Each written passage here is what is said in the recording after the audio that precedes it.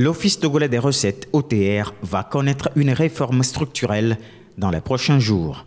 Ainsi en a décidé l'Assemblée nationale togolaise par l'adoption d'un projet de loi de réforme mardi dernier.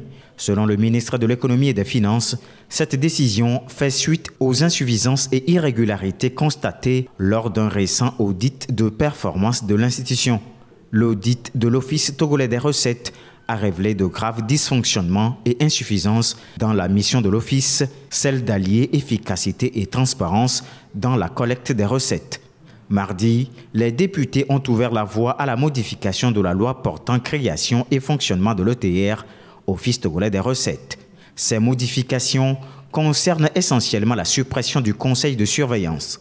Elles visent aussi à réduire le nombre des membres du conseil d'administration. Selon la nouvelle mouture de la loi, le ministère de l'Économie et des Finances sera un peu plus regardant dans le fonctionnement de l'ETR en tant que ministère de tutelle. Les procédures de nomination des dirigeants connaîtront aussi une simplification. Désormais, l'Inspection générale de l'État et l'Inspection générale des Finances viendront appuyer le mécanisme de contrôle au sein de l'Office.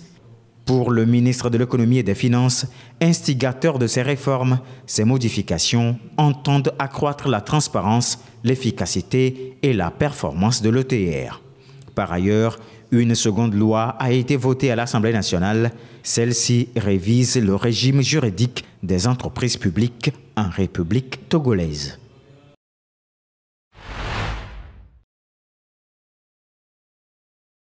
Selon les dernières données de l'Institut national de la statistique et des études économiques et démographiques, INSEAD, le produit intérieur brut PIB du Togo a enregistré une croissance de 6,3% au troisième trimestre 2024 par rapport à la même période en 2023. Cette progression s'inscrit dans la continuité des fortes hausses observées au premier trimestre et au deuxième trimestre qui s'élevaient respectivement à 14,5% et 12,5%. Cette croissance économique repose sur la performance des secteurs primaires et secondaires qui ont connu une hausse de 10,7% et 21,1% respectivement. En revanche, le secteur tertiaire a progressé de manière plus modérée avec seulement 0,8%.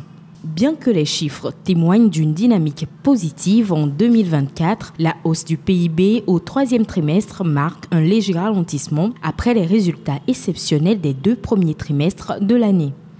Dans le secteur primaire, l'agriculture, l'élevage, la chasse et la sylviculture ont joué un rôle central avec une progression de 10,4%, représentant à eux seuls 98% de la valeur ajoutée du secteur.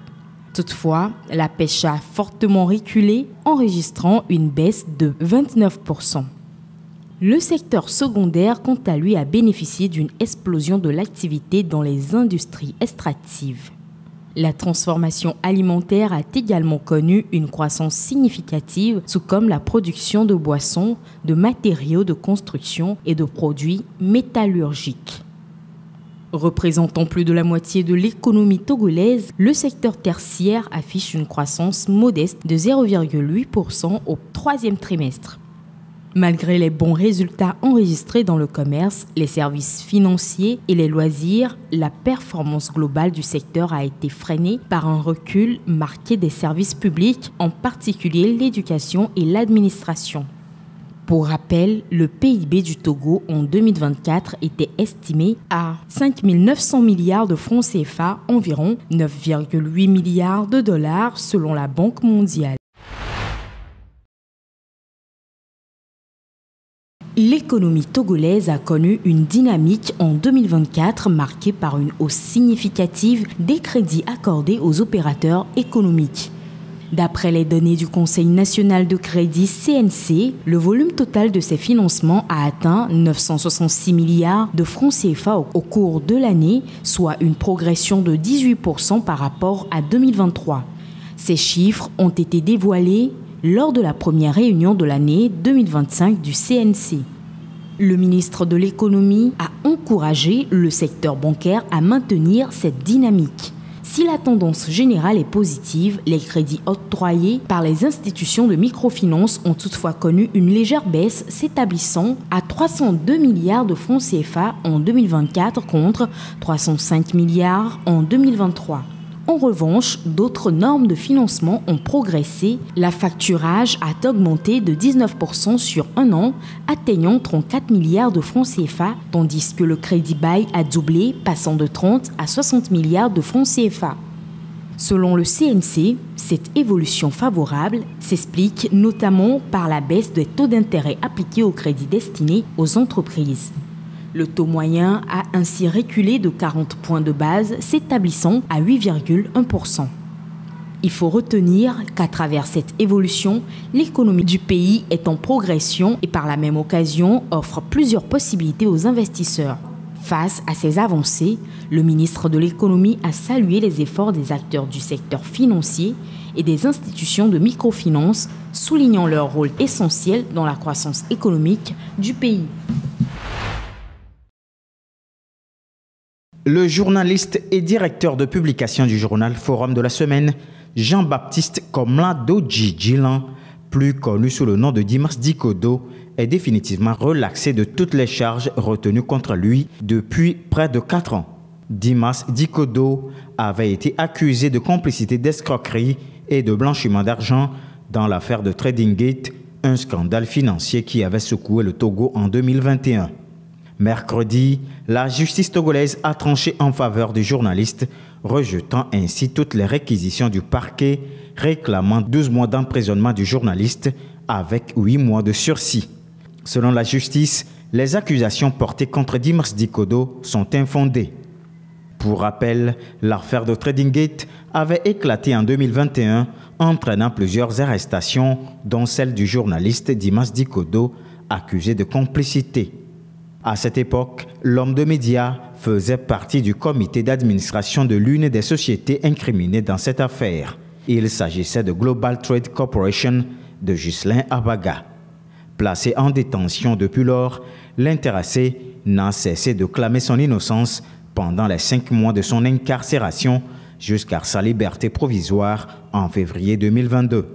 Son arrestation avait soulevé une vague d'indignation des organisations de la société civile et des organisations professionnelles de la presse. Après 4 ans de bataille judiciaire, la justice togolaise relaxe définitivement toutes les charges qui pesaient contre lui. Les grossesses en milieu scolaire constituent une des causes de déscolarisation de la jeune fille au Togo. Ces dernières années, le pays connaît des hausses préoccupantes des grossesses en milieu scolaire. Les derniers cas enregistrés viennent de la région des Plateaux. En effet, à la DRE Plateau Ouest, en seulement 3 mois, c'est-à-dire au premier trimestre de l'année scolaire en cours, 308 cas de grossesse ont été recensés. Il s'agit d'une explosion des cas malgré les campagnes de sensibilisation. L'année dernière, 383 grossesses avaient été enregistrées dans toute la région. Face à la situation qui devient critique, la direction régionale de l'éducation Plateau-Ouest avait pris il y a quelques semaines des mesures drastiques en excluant 43 élèves considérés comme responsables de ces grossesses. Cette décision est soutenue par l'Union togolaise des associations des parents d'élèves qui par ailleurs plaide pour des sanctions exemplaires. Avec les 308 grossesses en un seul trimestre, il est urgent d'agir avec rigueur puisque la grossesse précoce, surtout en milieu scolaire, a beaucoup d'inconvénients.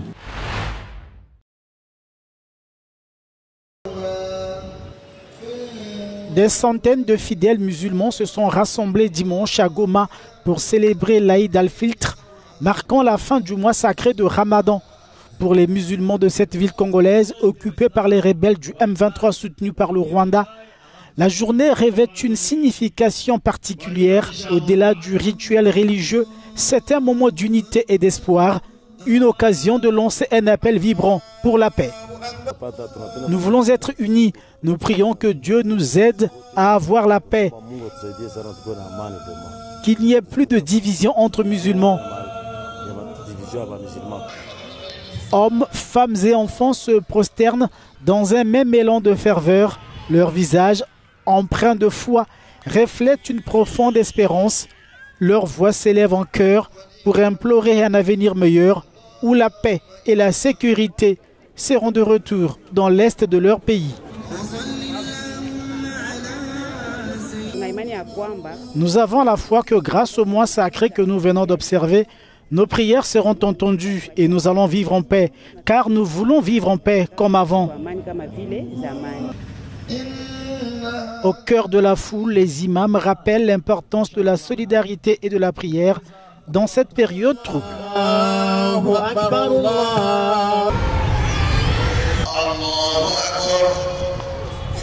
Ici, on a prié ensemble, l'un à côté de l'autre, sans tenir compte de nos différences linguistiques, physiques, culturelles, ethniques.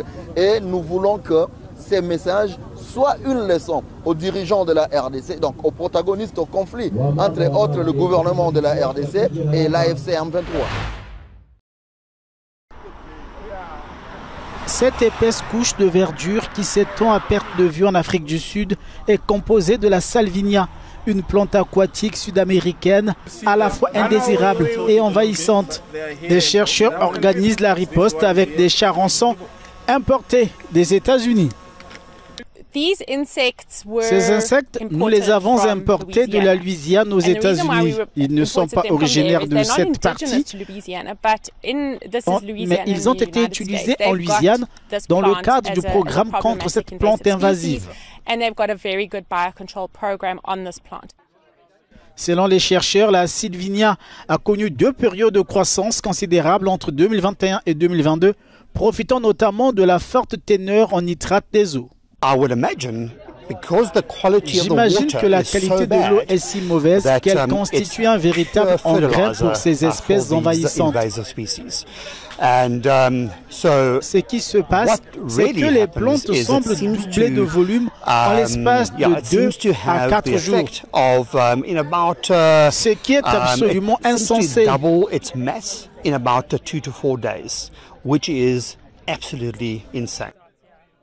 Face à la menace, les autorités sud-africaines évoquent la nécessité d'adopter des moyens naturels. Nous devons évidemment laisser le processus biologique suivre son cours parce qu'il s'agit en grande partie d'un processus visant à traiter et à résoudre le problème des espèces exotiques envahissantes. Je suivrai donc l'exemple du professeur Julie et dirai que d'ici à 1 an environ, nous devrions commencer à avoir une certaine forme de différence. Outre l'Afrique du Sud, la salvinia menace aussi le Zimbabwe, le Botswana et le Mozambique.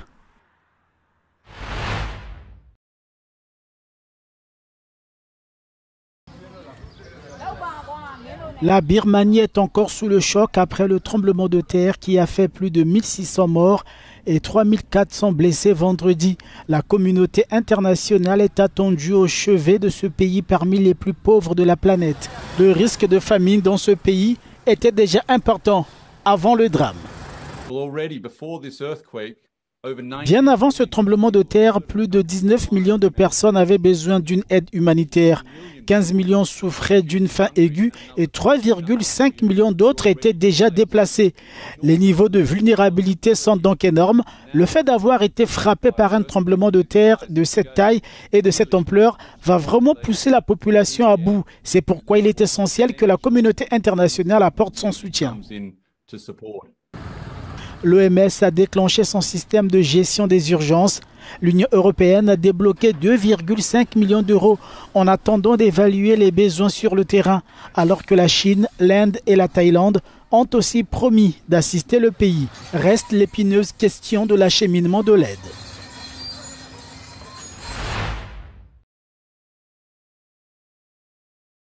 Alerte au benzène en République tchèque. Les autorités locales ont déclaré vendredi l'état d'urgence à proximité de Hustopečen nad Bečvou, dans l'est du pays, en raison de la propagation de benzène toxique 1 mois après un accident ferroviaire.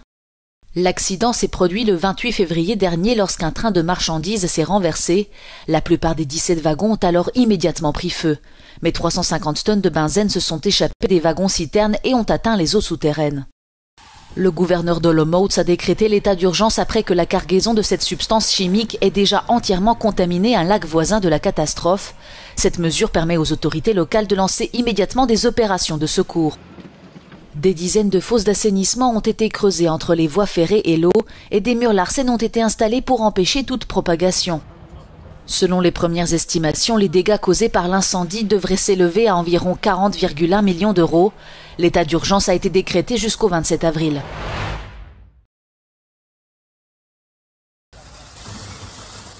La ville de Dnipro, sous le feu russe. Au cours de la nuit de vendredi à samedi, 172 drones ont ciblé la ville du sud-est de l'Ukraine. Plusieurs immeubles et un complexe hôtelier ont été touchés, malgré la défense anti-aérienne qui a intercepté plus de la moitié de l'essaim de drones. Au moins 4 personnes ont perdu la vie et plus de 30 autres ont été blessées. Sur fond de pourparlers russo-américains en Arabie Saoudite et de très fortes pressions exercées par Washington sur Kiev, l'Ukraine continue de subir les attaques russes qui grignotent peu à peu des portions du front. Ce vendredi, Volodymyr Zelensky a confirmé qu'il s'attendait à ce que les alliés européens s'engagent très prochainement à fournir davantage de renseignements militaires à Kiev.